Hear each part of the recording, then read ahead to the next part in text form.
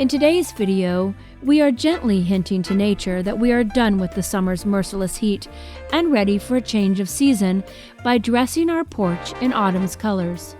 If you haven't already, be sure to subscribe and click the bell icon to be notified whenever we upload a new video. And thank you for helping us continue to grow.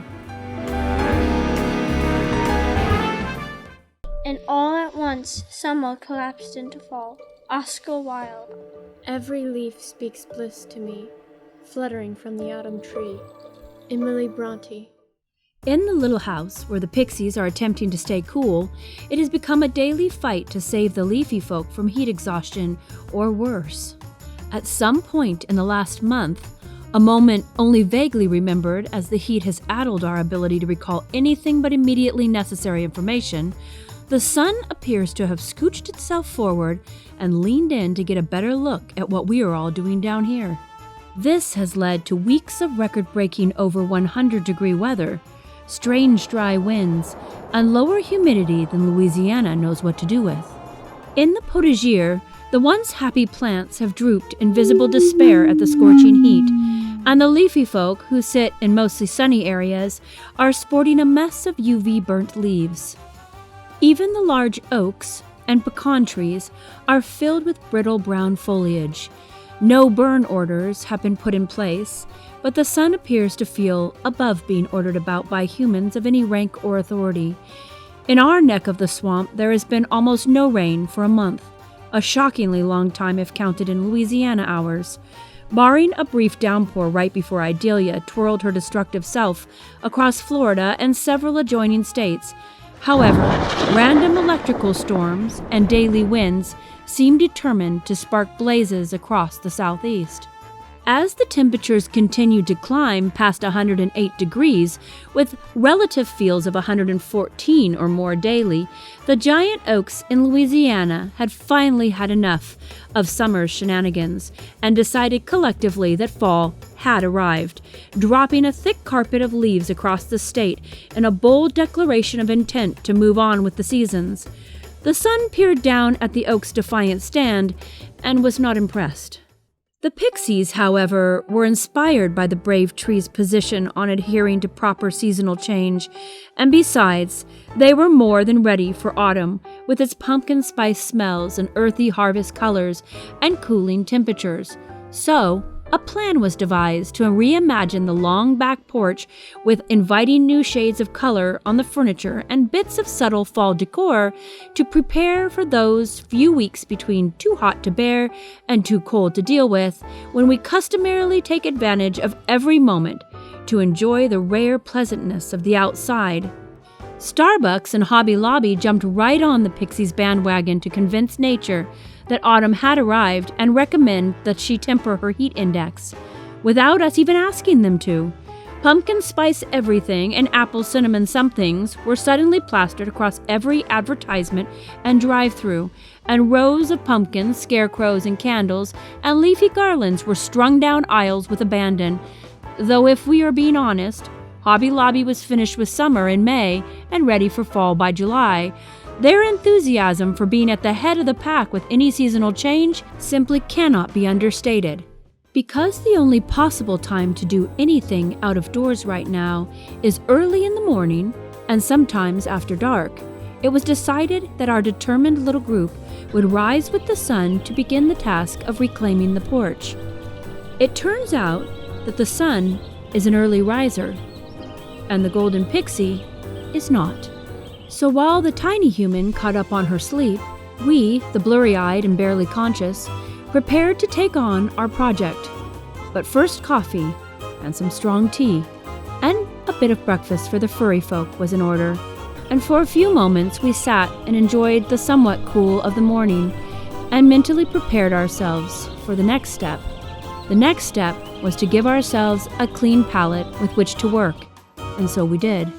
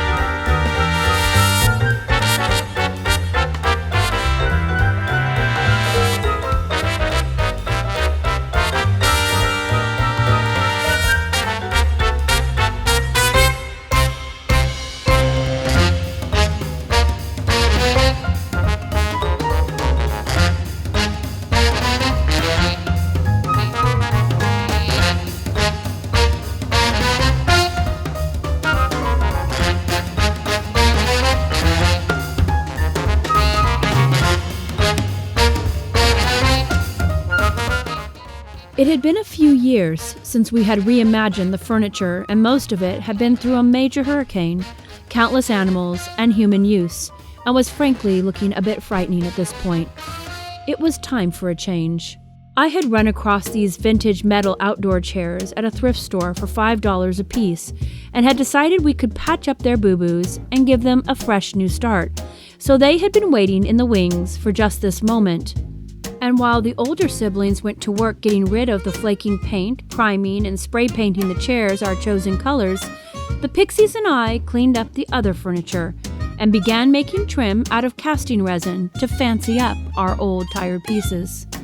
I had had an idea for the hues I wanted to use on the porch, and so it was simply a matter of gathering all my Dixie Belle chalk paint together and mixing up a custom color that matched the one that I had envisioned. Our round table had been a free piece picked up from someone who had just wanted it gone from their barn.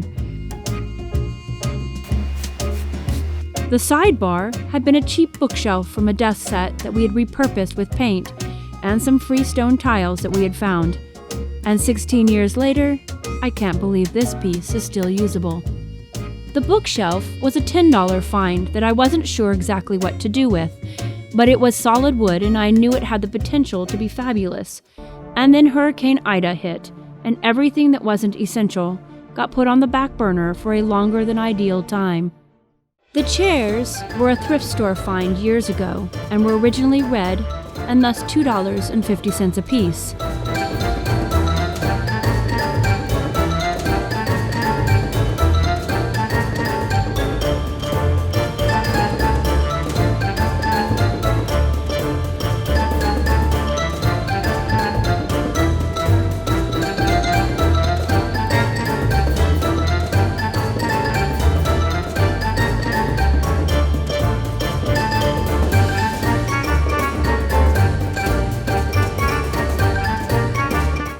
And the bench was thrown together from 100-year-old wood scraps and trim for a Thanksgiving meal which required more seating, over a decade ago. Over the years, there have been very few spare pieces of plywood that have hung around our house for any length of time without either becoming furniture or a piece of artwork. So drawing inspiration from William Morris, a piece of plywood we had on hand became a bit of art to add color to our outdoor space.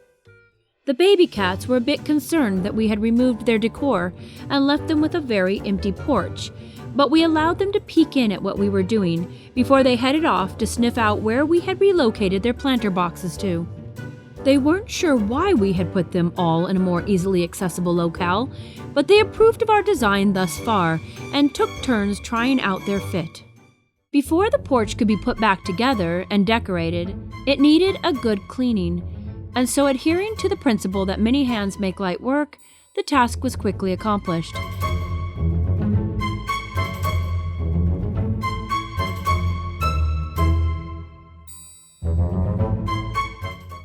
And now came the fun part, putting all the pieces together to create an inviting space, which hinted loudly to Autumn that the only thing we were waiting on is her. It turns out everything could use a little refreshing now and again.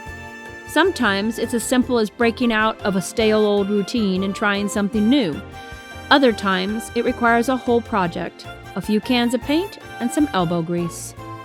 Any way you approach it, change can be amazingly freeing because it expands our understanding and vision to include vistas we hadn't been able to see clearly before.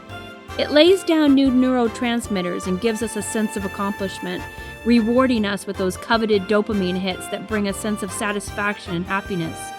It's ironic how much we as human beings struggle with loving a rut while simultaneously craving the freedom of shaking off the routine and striking out into the unknown territory.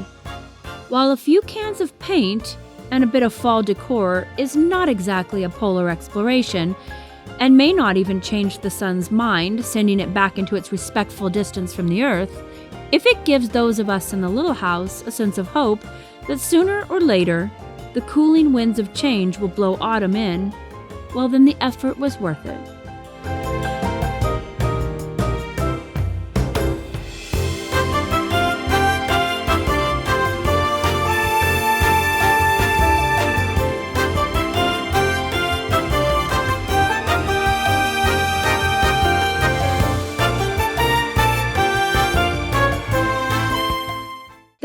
joining us today.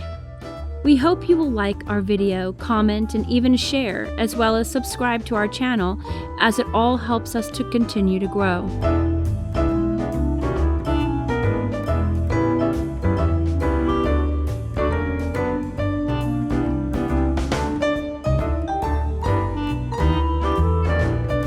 See you next time.